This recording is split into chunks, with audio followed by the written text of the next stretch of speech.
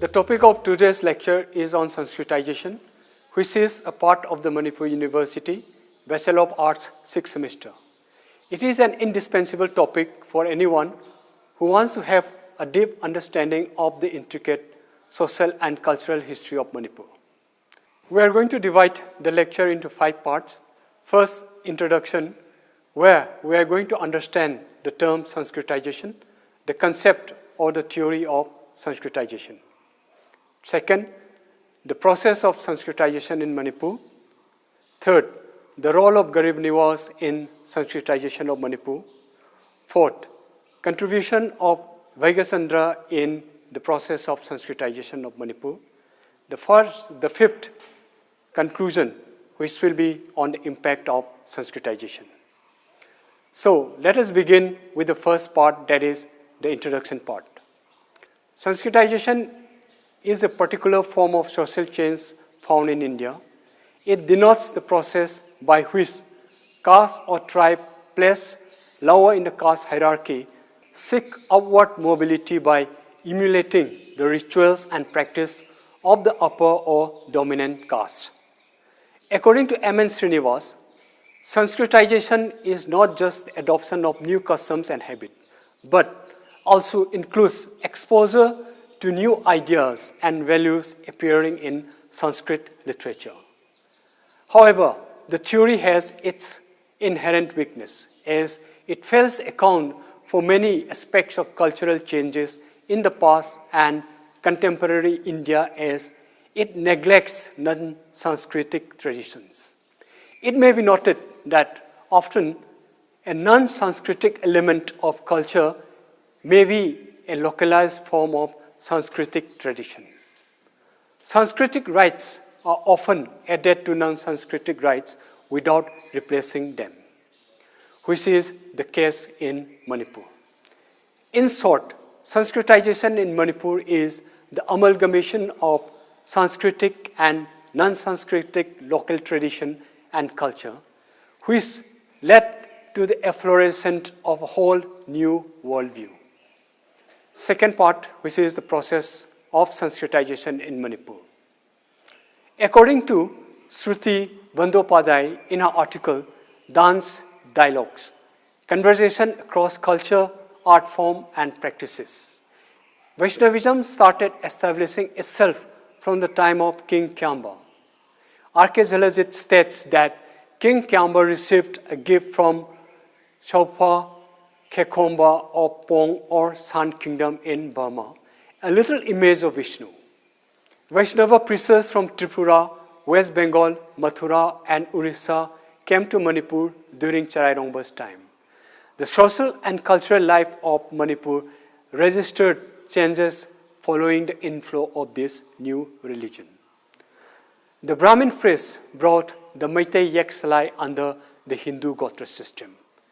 The Hinduized clans or Gotra names were concocted by linguistic alteration in the following manner: Ningthauja, Sandilya, Angom, Gautam, Moirang, Attirya, Angira, Luang, Kashyap, Kuman, Madhukalya, Khabanganba, Madhukalya and Bharadwaj, and Chenglai to Vashishta. We find the Ramayana, the Mahabharata and the Puranas play an important role in the process of Sanskritization. In Manipur, too, we notice the propagators of Vaishnavism and the ruler stretch the translation and popularization of the Ramayana, Mahabharata and the Puranas. In Manipur, Vaishnavism also came to be propagated by means of public reading. Folklores describing the vision of Sri Krishna in the dream of King Bhagya Chandra and the taming of an elephant in Assam, or the dream vision of the Ras Leela. The acceptance of Vaishnavism by ancient gods and goddesses due to divine intervention, etc., told to the people through the medium of public reading greatly influenced common man. Besides this means, the various pilgrimage centers played an important part in the process of Sanskritization as well.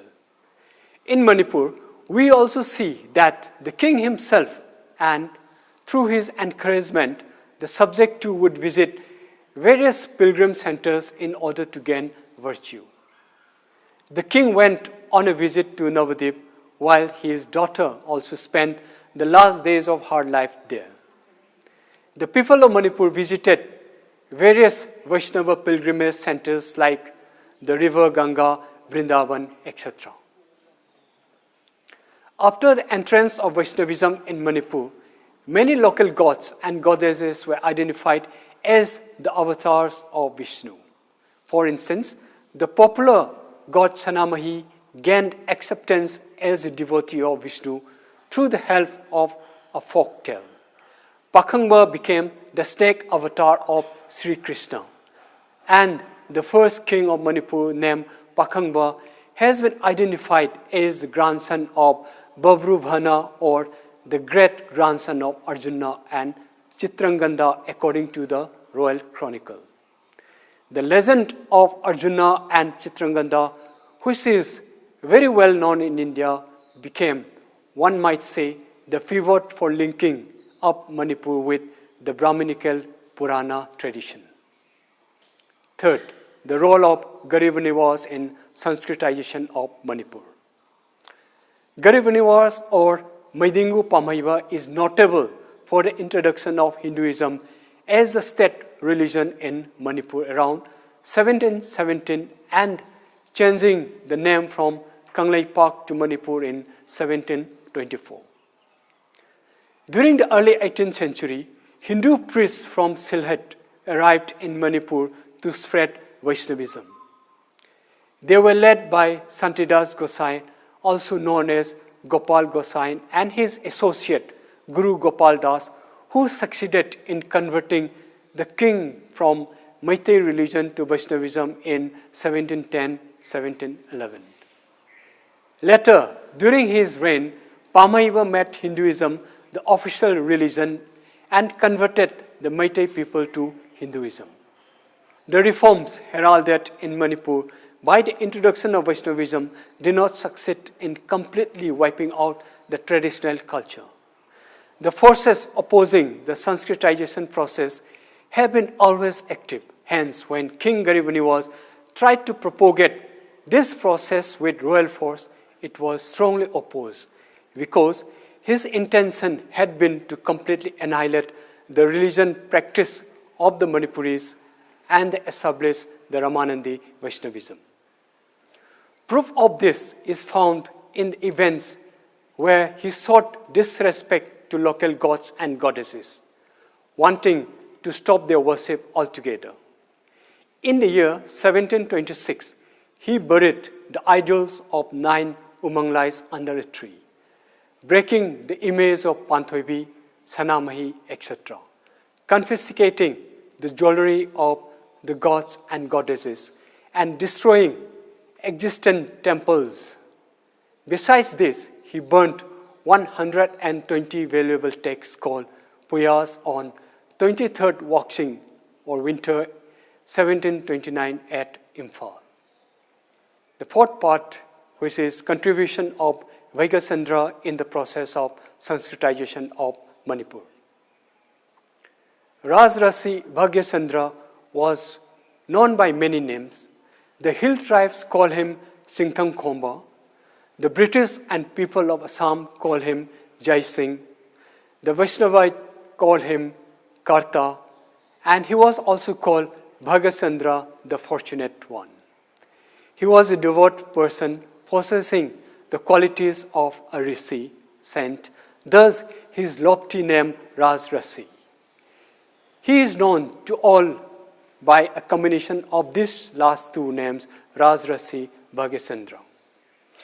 He was baptized in Madhvacharya sect of Gauriya Vaishnava cult by his guru Premanand Goswami in 1778.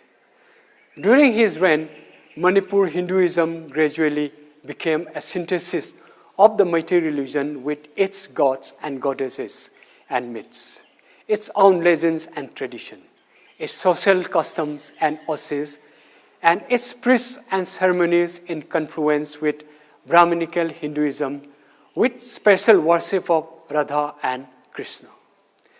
Meiteis never gave up their culture and tradition. Lord Shiva came to be identified with Nongpok Ningtho. Goddess Durga was given the form of Panthobi, which is fondly worshipped by the believers of the faith in Manipur. However, the main instrument utilized by King Bhagya Chandra in spreading Vaishnavism was dance. Folk tales says that Shiva and Parvati danced the Ras Leela in a valley surrounded by mountains where the serpent king Anantanag lit it up with the dazzle of his crown jewel or money, which is how Manipur got its name, the land of jewels. The dances of community, especially those from the Lai Harauba, were taken and changed according to the needs of Vaishnava sentiment. So a unique form of dance evolved, which had within it the indigenous dance elements of Manipur. But the form took a new look when influenced by religious doctrine. Two distinct types of devotional dance came into existence, the Natya Sankirtana and the Ras Leela. Natya Sankirtana has become part and parcel of the lives of the Meiteis, and the Ras Leela is recognized as one of the classical dances of India. The conclusion, which is the impact of Sanskritization. Sanskritization was a turning point in the history of Manipur. The amalgamation of the great and the little tradition, the political and economic confluence of South and Southeast Asia, which has resulted in shaping the country of India itself. Manipur has become the last frontier of the Indic civilization in the East. Nonetheless, in the words of Shruti Bandyopadhyay, quote, while adopting Hindu frame of living as an effect of Sanskritization, the Meiteis never disassociated from their innate indigenous sensibilities. So we find Hinduism taking a Meitei turn in Manipur. It was with the Meiteis who, with their artistic consciousness, created their own presentation stamped with their individual awareness of art and culture. They in turn contributed a different flower on the branch of Hinduism, completely contrary to what is prevalent in the rest of India. Thank you.